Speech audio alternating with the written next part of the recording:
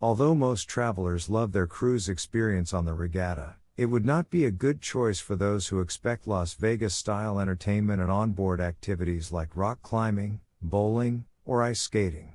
Additionally, while the onboard casino has slots, roulette, and card game tables, it lacks a craps table.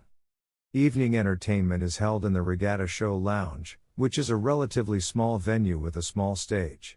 The entertainment on board is more cabaret style, often featuring musicians, magicians, comedians, impressionists, and vocalists.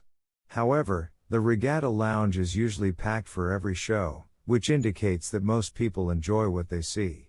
One small problem is that the lounge floor is flat. It can be difficult to see the entertainment if sitting in the back.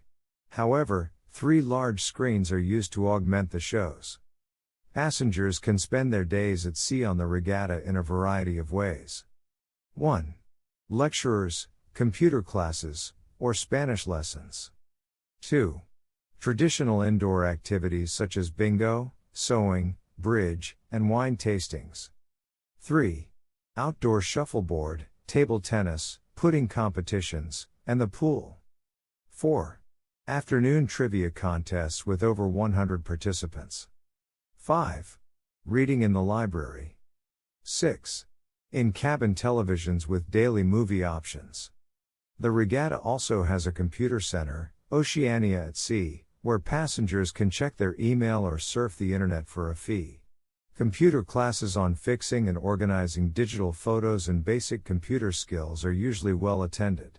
Wi-Fi is available ship-wide, even in the cabins.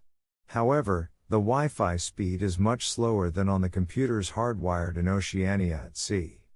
As noted earlier, the lack of megaship features has not seemed to hurt the Regatta or Oceania cruises.